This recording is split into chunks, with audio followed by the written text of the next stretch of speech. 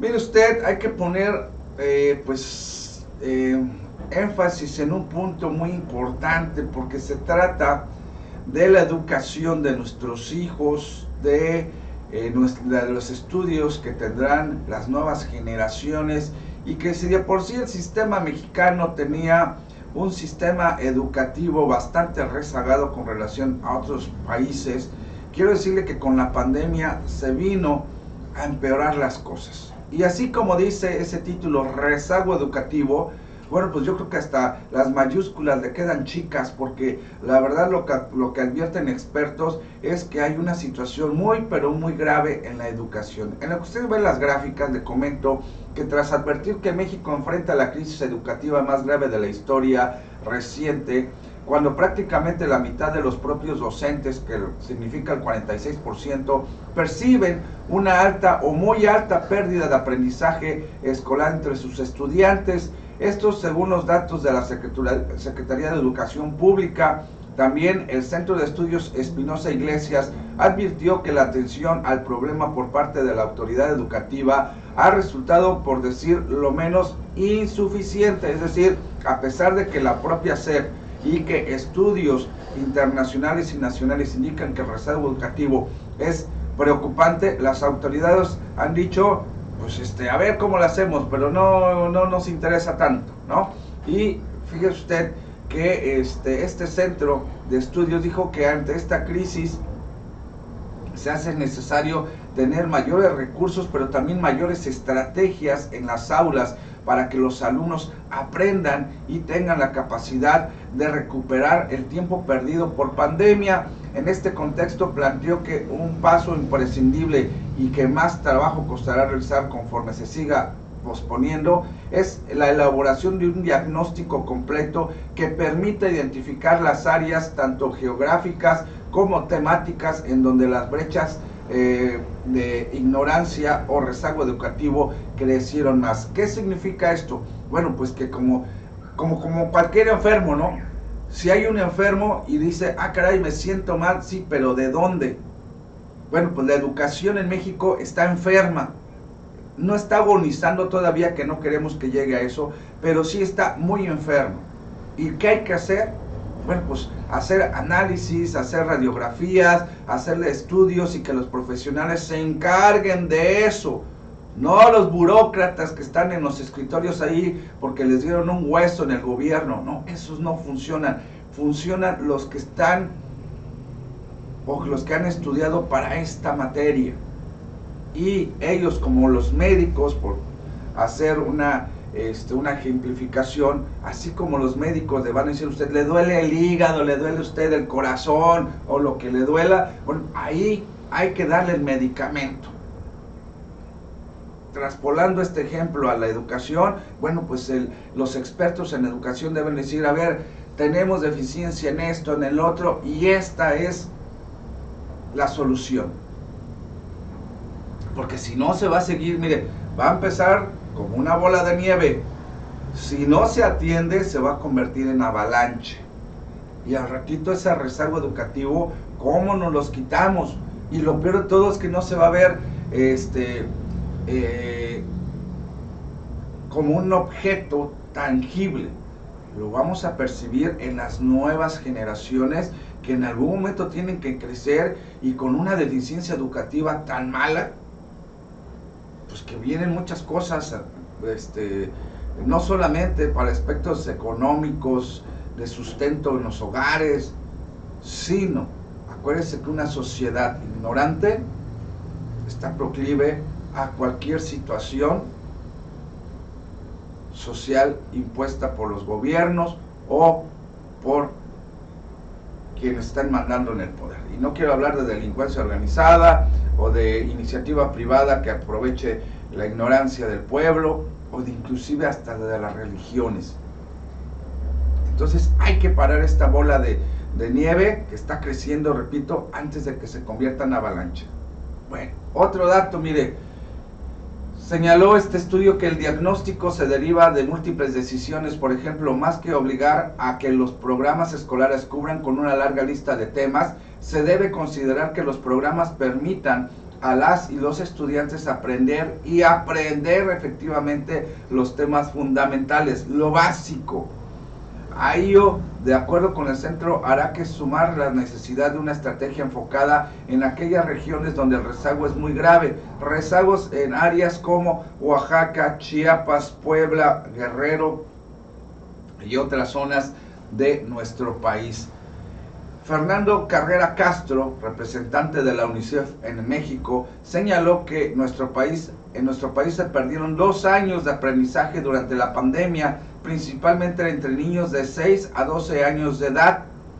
Como parte de la presentación del informe anual 2021, la UNICEF urgió a promover el regreso seguro y saludable a clases presenciales, abogando por el derecho a la educación de 25.4 millones de niños y niñas, así como de adolescentes, y desarrollando iniciativas dirigidas a reducir los impactos negativos de la pandemia en la educación. Carrera Castro señaló que México enfrenta un momento clave en su desarrollo, y si algo muestra este informe es que la expansión económica a nivel nacional en el año pasado, 2021, estuvo acompañada lamentablemente de un aumento de vulnerabilidad en la infancia y adolescencia en el contexto de la pandemia de COVID. Explicó que en niños y adolescentes mexicanos hubo un deterioro significativo en temas de pobreza, al ingreso económico. Esto forzó que los mayores de 14 años se vieran obligados a abandonar con más frecuencia la escuela y se pusieran a trabajar, o los pusieran a trabajar, ya sea en alguna actividad fuera de casa o trabajando con la familia. Según un informe de la UNICEF y Banco Mundial, en países africanos se perdieron hasta 4 años de enseñanza por el confinamiento durante la pandemia, y en el caso de México estamos en 2 años de pérdida de aprendizaje. Evidenciablemente hay síntomas y comportamientos asociados al deterioro de la salud mental, que eso es muy importante, y se enfrentan serios desafíos para asegurar la continuación de los estudios y el aprendizaje de niñas, niños y adolescentes, debido a los gastos asociados, el temor de contagio en entornos escolares y las demandas de las reaperturas de escuelas. Por otra parte, el confinamiento vinculado a la pandemia conllevó a un incremento en los delitos por violencia doméstica, con un 5.3% de 2020 respecto al 2019. También este deterioro, además de las afectaciones puntuales fruto de la pandemia, la infancia y la adolescencia en México presentan una situación deteriorada y con múltiples desafíos que comprometen su pleno desarrollo y el de la sociedad. Quiero decirle a usted que hay mayores niveles de pobreza en otros grupos poblacionales, el 52.6% de la población entre los 0 y 17 años y 43.9% entre los de 18 años en adelante. En otras palabras, 1 de cada 2 niños vive en la pobreza, que significa algo así como 19.5 millones de personas. Ahora, a ver, vamos a interpretar todos estos datos. Lo que sí es cierto es que, mire, el sistema educativo en nuestro país empezó a deteriorar antes de la pandemia. Había mucho ausentismo escolar, que va de la mano a la pobreza de nuestro país y a la idiosincrasia, porque en algunas zonas se dice a la niña: a ver, ¿tú por qué vas a la escuela? Si tú te vas a casar, no tienes que por qué ir a la escuela. Y se ponían a aprender las labores del hogar. En otros lugares, también por idiosincrasia, costumbres, el niño no tenía que ir a la escuela, se tiene que dedicar al campo, a hacer artesanías, ayudar al papá o a la mamá. Hoy en día se está teniendo mayores oportunidades de estudio. Pero ¿qué pasa en las escuelas públicas? Mire, es muy sencillo. ¿Ha visto usted cómo han crecido las colonias y las comunidades? Bueno, pues el número de habitantes se ha incrementado. El problema está que en las escuelas sigue habiendo 2 salones para primero, 2 salones para segundo, y así hasta llegar al 6º año de primaria. En donde si antes estudiaban 25 niños o 20 niños en cada salón, hoy ya hasta 40 chamacos, si no es que hasta 50 en un solo salón. Y si le agregamos a la sobrepoblación que los maestros, y que me disculpen muchos de los profesores, no tienen no tienen la vocación y la actualización en conocimientos para enseñar, híjole, pues se convierte esto en una bomba de tiempo en la materia educativa en nuestro país. Véalo, ¿cuántos maestros realmente dan sus clases? Nada más en pasar lista yo creo que se les va media hora o más. Y luego si agregamos que la energía de los niños, pues tanta que mire, el niño hoy ya anda corriendo por ahí en el salón mientras el maestro está explicando en el aula. Y luego si el maestro no tiene las herramientas de novedad, llámense tecnológicas o de otra parte, dentro de las áreas pedagógicas, para actualizar y que el niño se interese en los estudios, pues al niño le vale un comino. Por eso le anda pegando el chicle a la trenza de la compañera, le anda poniendo ahí recaditos de que te quiero y que te ves muy bonita. Aunque usted no lo crea, eso pasa ya en las primarias, pero se suman que también los papás le dejan toda la carga educativa a los maestros. A veces ya ni le preguntan al chamaco, ¿tienes tarea? Esto antes de la pandemia. Es decir, el exceso poblacional en las escuelas públicas, la escasez de maestros o maestros que no están actualizados y la desatención de los padres de familia por sus hijos. Tres temas muy importantes que se pueden sumar además la falta de infraestructura. Es decir, en las telesecundarias donde se supone que había una antena y una televisión o televisiones para que los niños del área rural pudieran tener clases a distancia, obviamente con un asesor al frente del grupo, pues a veces ya ni luz se tienen en las comunidades, mucho menos esas señales, ¿no? El EDUSAT, ¿se acordará usted? Ya quedó obsoleto.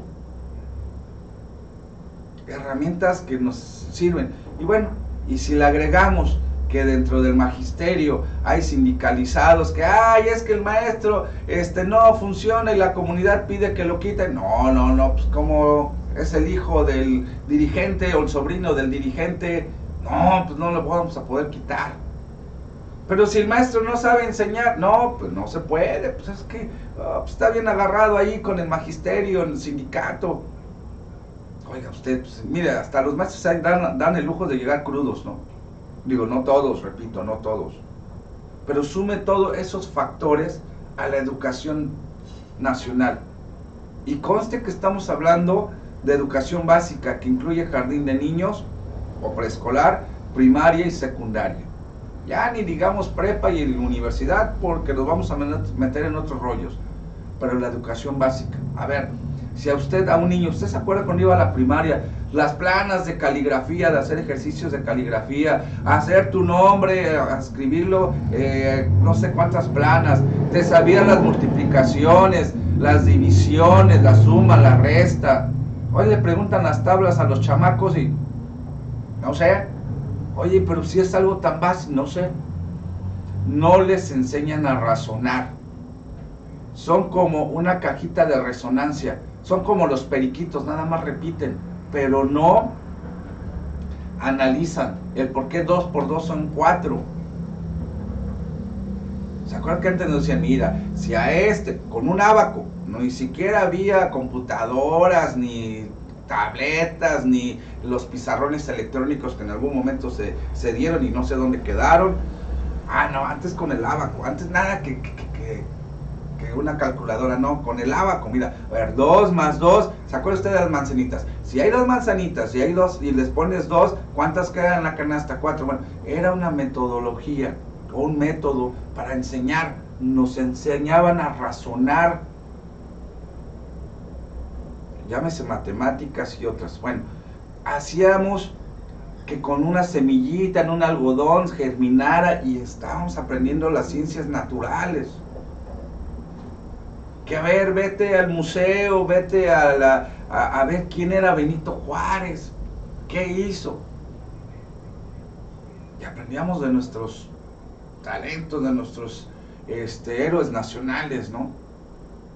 Y te caracterizaban cuando era el día de Miguel Hidalgo y Costilla, te ponían la pelona aquí, una peluca, a ver, sin pelo.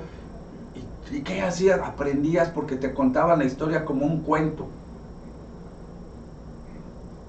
Digo, si tal vez no era completamente exitoso el método educativo de antaño, al menos, mire, hoy ponga usted a competir a un alumno, bueno, perdón, a una persona de, ¿qué le gusta? 50, 60 años, con uno de 20 o de 10, que de acuerdo a lo que estoy viendo en la escuela, y créame, a veces ni la ortografía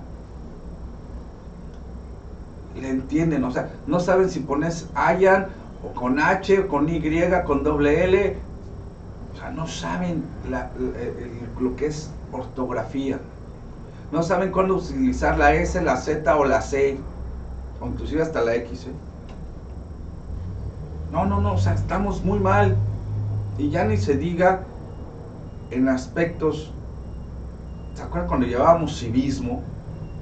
Que hay que respetar los símbolos patrios, que hay que respetar a los adultos, que cuando veas a un abuelito y no pueda, ayúdale a pasar la calle. También eso se perdió. Y entonces, mire, hoy encontramos escuelas donde los chamacos, en lugar de llevar reglas, llevan pistolas. Digo, no todas las escuelas, afortunadamente, pero hacia allá vamos. O de que si el maestro, ¿se acuerda usted qué hacían antes? A ver, pronto, aventaban el gis o el borrador.